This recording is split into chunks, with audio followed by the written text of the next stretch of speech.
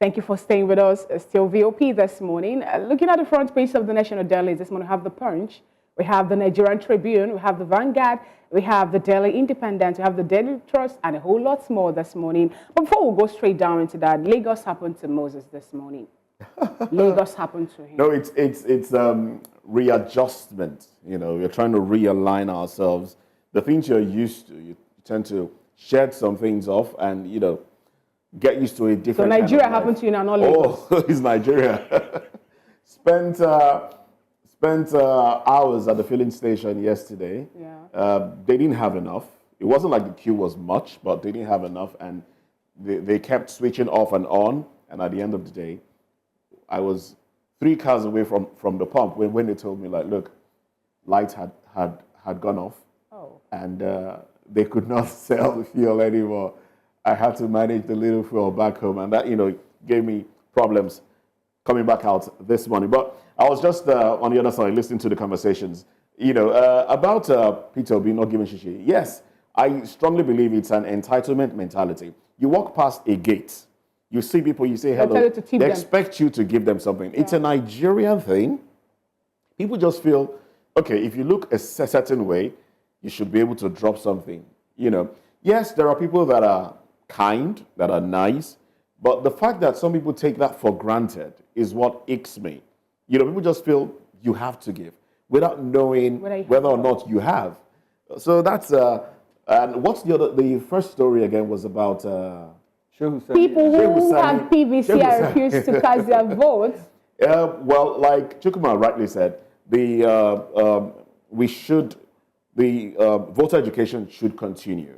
It should continue, so people know that look, their votes would count. Yeah. Part of the reasons people don't vote is because they already know who will get there. So let's not even bother ourselves. But anyway, let's get into the papers now. On the front page of the Punch newspaper this morning, the banner headline there reads, A Dogover poll. Petrol crisis threatens election as APC PDP sets for showdown. The writer to that story, INEC, transporters reviews election materials. Personnel carriage contract. Parties rejig last-minute strategies. And right beside the nameplate, the headlines there are, floods sacked 404 million from Nigerian school. Others, and that is according to World Bank. The story is on page 16 of the Punch newspaper. And just beneath that, under 18 candidates jammed to limit interaction with applicants. Under 18 candidates jammed to limit interactions with applicants. Above the nameplate, a 950 naira per litre Dangote petrol may justify more importation, marketers. 950 naira per litre Dangote petrol may justify more importation, marketers. Dealers, PMS versus arrive as Ipman. Petron demands transparency in pricing. And we have a pictorial where Babagana Zulum welcomed the president as he visits Borno State. Tinubu visits Borno, pledged support for flood victims. Beneath that, NLC, Abure-led NWC rejects new LP faction. NLC, Abure-led National Working Committee rejects new LP faction. Ogun landlord defiles tenant's 14-year-old daughter. That is on page 4 of the Punch newspaper. The last but not the least of the headlines that made it to the cover page of the Punch this morning. SIM and NIN linkage, 65 million GSM lines, risks disconnection. And those are the headlines that made it to the cover page of the Punch newspaper this morning.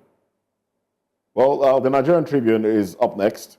And the banner headline speaks to the fuel issues in Nigeria. It says, Ipman tackles NNPCL over petrol price template. Says, it's senseless to sell Dangote fuel higher than imported one.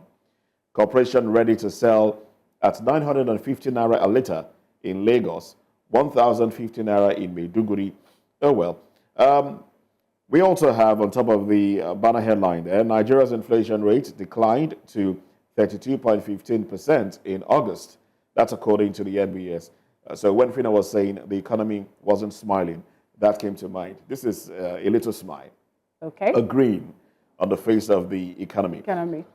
Polaris Bank announces new board appointments. No reversal on Model College's new boarding fee, Lagos government insists. 4 days to Edo election, PDP APC supporters up the ante. Igodalo slams 20 billion naira suit on Oshomole over alleged defamatory comments on Planwell. FG set to exploit $7 trillion halal market. Targets $1.5 billion GDP through strategic initiative in 2027. And bandits kill three, kidnap pastor, many others in Kaduna. Again, government kill 5 in Plateau community.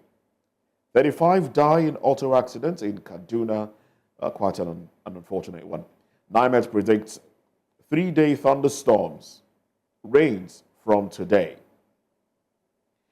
Okay, more donations for Borno flood victims as Tinubu visits, vows to fight climate change impact. IGP orders reconstruction of damaged police facilities. All right, these are the headlines from the Nigerian Tribune. And up next is the Daily Trust with the banner headline, despite 40 billion naira ecological fund, flood ravages states. Experts fear mismanagement of allocations. 108 billion naira latest disbursement largesse for some governors. And there's an infographic there saying about the $40 billion that was sent to states between May 2023 and May 2024. Between January to December 2023, 25.7 billion naira was sent to the states, and 15.42 billion was sent between January and May this year, totaling 40 billion ecological funds sent to states. And despite that, flood ravages states. And just below the masthead, you have concerns as NIPO's reform initiative hits rock. CBN urged to reduce interest rate as food inflation drops to 37.52%. I'll check that again. CBN urged to reduce interest rate as food inflation drops to 37.52%. Senator Barau receives Kano Governor's top aide, Sani Dambo, into APC from NNPP. Another headline reads, many Maulud celebrants killed in Kaduna road accident. And just below that, you have residents panic over earth tremor in Abuja community. Will support Maiduguri flood victims, according to President Bola Tinubu. And the last but not the least, gunmen attack Anambra police station, kill 2 officers. That's how far we can go on the review of the cover page of the National Dailies this morning.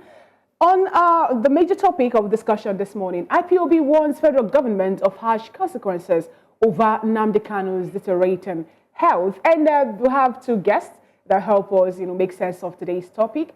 We have, with us, they will be our studio guests. We have Dr. Deji Omoshola, Doctor of Political Science, and also Barrister Asim Adams. And these are the gentlemen that we have for today's show. Do well to join us. It promises to be interesting. After this quick break, we'll move straight down into the conversation proper. Stay with us.